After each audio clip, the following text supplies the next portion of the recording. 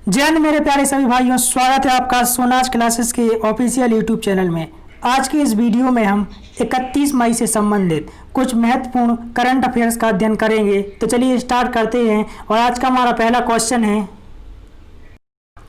अभी हाल ही में किस चक्रवाती तूफान ने उड़ीसा और बंगाल राज्य को प्रभावित किया है? तो इसका सही उत्तर बनेगा आपका अम्फान। जो अम्फान तूफान है, इसने अभी हाल ही में उड़ीसा और पश्चिम बंगाल राज्य को बहुत अधिक प्रभावित किया है और इसमें बहुत अधिक जनधन की हानि हुई है। तो अम्फान तूफान के बारे में समझते हैं। यह बंगाल की खाड़ी में निर्मित सुपर साइक्लोन है। क्या है? सुपर साइक्लोन है, जिसकी गति 200 से 400 किलोमीटर है। इस 200 से 240 किलोमीटर है और यह भारत के पश्चिम बंगाल और उड़ीसा को सबसे ज़्यादा प्रभावित कर रहा है। तो यह बंगाल की खाड़ी में निर्मित हुआ और इसकी गति जो है वह 200 से 240 किलोमीटर के बीच में है। हमारा दूसरा क्वेश्चन है, 31 मई के बाद किस राज्य ने अपने यहाँ धार्मिक स्थल खोलने का निर्णय किया है? तो इसका सही उत्तर बनेगा आपका कर्नाटक राज्य। जो कर्नाटक है, इसने लॉकडाउन के ख़त्म होने के बाद 31 मई के बाद अपने यहाँ धार्मिक स्थलों को खोलने का निर्णय लिया है। अब कर्नाटक की बात करें तो कर्नाटक के जो सीएम हैं वो हैं BS येदियुरप्पा और यहाँ के राज्यपाल जो हैं वो हैं वाजुभाई वाला। ठीक है, यहाँ तक क्लियर है कर्नाटक के बारे में। और कोविड-19 अर्थात कोरोना वायरस 19 के कारण पहली मृत्यु भी भारत में कर्नाटक राज्य में ही हुई थी। इसको भी याद रखना बेहद आवश्यक है, क्योंकि ये परीक्षा की दृष्टि से काफ़ी मुख्य बिंदु हो सकता है। क्वेश्चन नंबर 3, कोविड-19 के चलते भारत के कितने शहरों को लॉकडाउन में छूट ना देने हेतु चयनित किया गया है? तो मोस्ट IMP क्वेश्चन बनता है, ये भी आपका पूछा जा सकता है। कोरोना वायरस के संबंध में एक क्वेश्चन है कि लॉकडाउन जो है इसमें छूट ना देने हेतु भारत के कितने शहरों को चयनित किया गया है? तो इसका सही उत्तर बनेगा 13। भारत के 13 शहर ऐसे हैं जिन्हें लॉकडाउन में छूट ना देने हेतु चयनित किया गया है, जिसमें इंदौर, कोलकाता, चेन्नई, मुंबई जैसे बड़े बड़े शहरों, पुणे, ठाणे जैसे बड़े बड़े शहरों के नाम शुमार हैं। प्रश्न क्रमांक 4 है, हाल ही में किस राज्य के मुख्यमंत्री ने श्रमेव जयते योजना का शुभारंभ किया है? मोस्ट IMP बनता है कि श्रमेव जयते योजना का शुभारंभ किस राज्य के मुख्यमंत्री द्वारा किया गया है? तो इसका सही उत्तर बनेगा आपका मध्य प्रदेश। मध्य प्रदेश के मुख्यमंत्री माननीय शिवराज सिंह जी चौहान द्वारा मध्य प्रदेश में श्रमेव जयते योजना का शुभारंभ किया गया। और मध्य प्रदेश के राज्यपाल की बात करें तो यहाँ के राज्यपाल हैं लालजी टंडन। उत्तर प्रदेश के राज्यपाल की बात की जाए तो यहाँ के राज्यपाल जो हैं वो हैं आनंदीबेन पटेल और मुख्यमंत्री श्री योगी आदित्यनाथ जी हैं। उत्तराखंड की बात की जाए तो यहाँ के मुख्यमंत्री जो हैं वो हैं त्रिवेंद्र रावत और यहाँ के जो राज्यपाल हैं वो हैं बेबी रानी मौर्य। बिहार की बात करें तो बिहार के CM हैं नीतीश कुमार और राज्यपाल जो हैं वो हैं फागू चौहान। प्रश्न क्रमांक 4 जो है, निम्नलिखित में से किस राज्य ने 30 मई को अपना स्थापना दिवस मनाया है? तो अभी हाल ही में 30 मई को किस राज्य के द्वारा अपना स्थापना दिवस मनाया गया है? तो इसका सही उत्तर होगा आपका गोवा। जो गोवा राज्य है इसके द्वारा 30 मई को अपना स्थापना दिवस मनाया गया है। तो चलिए गोवा के बारे में कुछ फैक्ट समझते हैं। गोवा की बात आई है तो गोवा के जो CM हैं, मुख्यमंत्री हैं, वो है प्रमोद सावंत। जैसा कि आप जानते हैं कि अभी हाल ही में गोवा के मुख्यमंत्री मनोहर पर्रिकर का निधन हो गया, जिसके कारण उनके स्थान पर प्रमोद सावंत को गोवा का मुख्यमंत्री बनाया गया। अब राज्यपाल की बात करें तो गोवा के राज्यपाल जो हैं वो हैं सत्यपाल मलिक। और गोवा जो है वह मांडवी नदी के किनारे स्थित है। मोस्ट IMP कई बार पूछा जा चुका है कि गोवा जो है वह किस नदी के किनारे स्थित है? तो वह मांडवी नदी के किनारे स्थित है। गोवा की राजधानी की बात करें तो राजधानी है पणजी।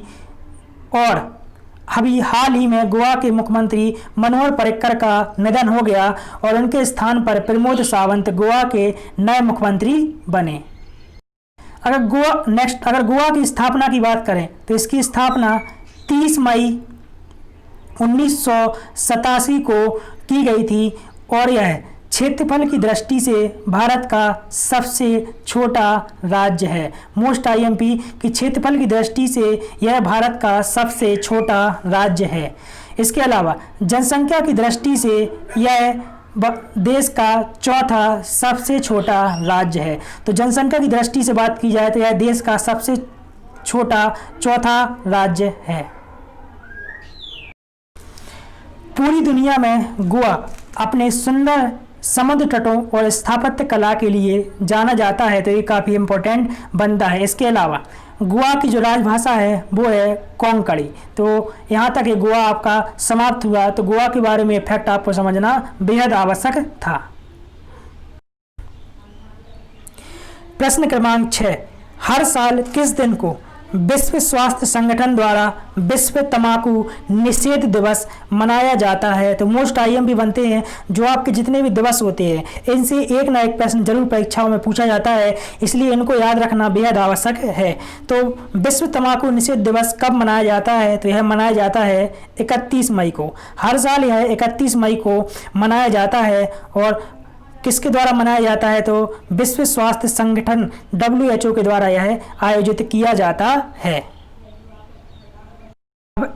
अब इसके बारे में कुछ फैक्ट की बात करें तो विश्व तंबाकू निषेध दिवस 2020 की बात करें तो इसका जो थीम था वह था युवाओं इंडस्ट्री के हथकंडे से बचाना और तंबाकू और निकोटिन के सेवन से रोकना। मतलब जो युवा पीढ़ी है उसको, जो इंडस्ट्री है तंबाकू इंडस्ट्री, उसके हथकंडों से बचाना और तंबाकू और निकोटिन के सेवन से रोकना, यह इसका थीम था। हर साल विश्व स्वास्थ्य संगठन द्वारा 31 मई को यह आयोजित किया जाता है जिसका उद्देश्य लोगों को तंबाकू के सेवन से छुटकारा दिलाना है। तो इसका उद्देश्य बहुत ज़्यादा याद रखना बहुत ज़रूरी है क्योंकि जब भी ये पूछे जाते हैं आपके दिवस उनमें उद्देश्यों को काफ़ी महत्व दिया जाता है। अब अगर इसकी शुरुआत की बात करें तो साल 1987 में विश्व स्वास्थ्य संगठन ने तंबाकू से होने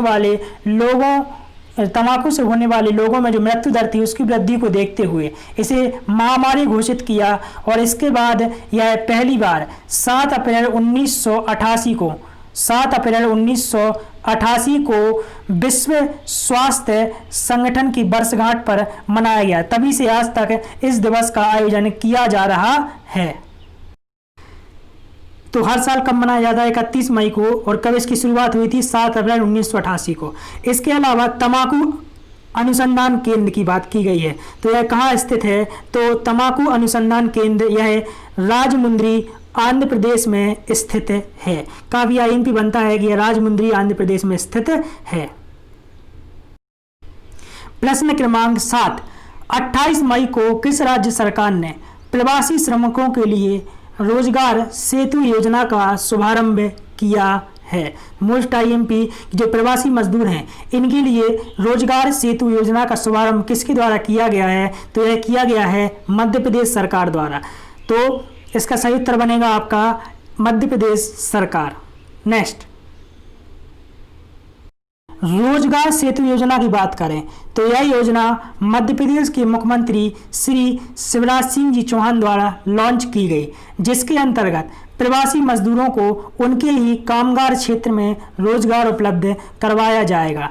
इस योजना के अंतर्गत मनरेगा में काम और मुफ्त खाद्यान्न उपलब्ध करवाया जाएगा।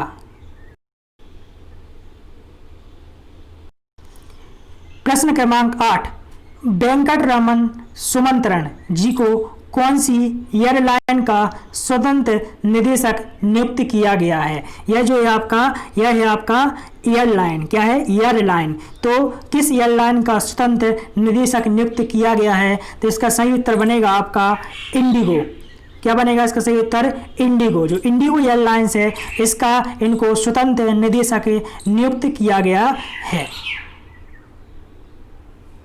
प्रश्न क्रमांक 9, मध्य प्रदेश के बाएं हाथ के किस तेज गेंदबाज ने फर्स्ट क्लास में डेब्यू पर पहले ओवर में हैट्रिक लेने का ऐतिहासिक रिकॉर्ड अपने नाम दर्ज किया है। तो मोस्ट आईएमपी बनता है कि मध्य प्रदेश के एक बाएं हाथ के तेज गेंदबाज हैं, इन्होंने फर्स्ट क्लास जो क्रिकेट मैच है उसमें डेब्यू के पहले ओवर में ही हैट्रिक लेने का ऐतिहासिक रिकॉर्ड बनाया है, और इसका सही उत्तर होगा आपका रवि यादव। तो मोस्ट आईएमपी बनता है, इसको याद रखना। और आज का हमारा आखिरी प्रश्न है, हाल ही में वैज्ञानिक ने किस देश के 3000 वर्ष पुराने प्राचीन मानव की दोबारा आवाज़ सुनने में कामयाबी हासिल की है।